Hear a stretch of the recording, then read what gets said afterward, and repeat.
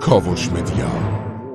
The Iranians have introduced cutting-edge technology in what otherwise resembles a pre-industrial conflict. I'm talking about ballistic missiles, land attack cruise missiles, and unmanned aerial vehicles, or UAVs, of all sorts and description.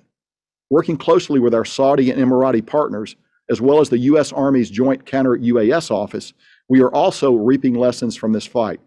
But the risks inherent in complex attacks on cities such as Riyadh and Abu Dhabi are hardly worth the lessons learned. For the last 5 to 7 years, Iran has relentlessly built its theater ballistic missile capabilities.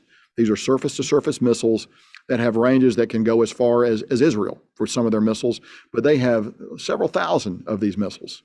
And they have assiduously cultivated this force so that the countries in the Gulf and in the region see this. Additionally, over the last 2 to 3 years, Iran has continued to rapidly increase its unmanned aerial system fleet, drones that can fly long distances, some over 1,000 miles to attack a target, and land attack cruise missiles, which are low-flying missiles that are very, very dangerous, very hard to see on radar. So the fact of the matter is this: Iran threatens its neighbors through 2 ways, by proxy attacks and by fires. If there is a conventional war with Iran, it would be, to really quote a former CENTCOM commander, General Mattis, it will be a fires war.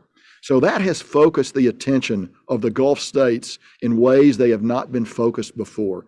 That, coupled with obvious demonstration of Iranian capability and intent to attack them, as we saw in the September 2019 attack on the Aramco oil facility in Saudi Arabia, which was launched from physical Iran. So that has focused the minds of our partners in the Gulf. That threat from Iran is very real. And actually, of course, it doesn't manifest only from Iran, as we've seen from Iranian proxy attacks out of Yemen daily almost into Saudi Arabia, and over the last 30 days or so into Yemen, or into UAE, in a series of very provocative and reckless attacks. So 2 ballistic missile attacks on UAE with medium-range ballistic missiles. Now, do any of us actually believe that those missiles were engineered, designed in Yemen? Clearly, they were finished there, they were launched from there, but they came from someplace else. And I think we all know where that place was.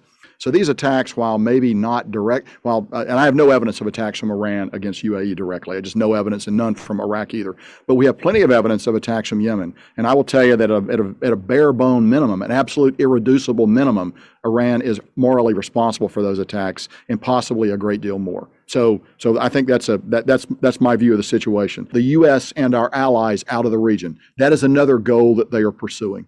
And they see the principal battleground for that goal being Iraq. آنچه در مورد ما میگویند.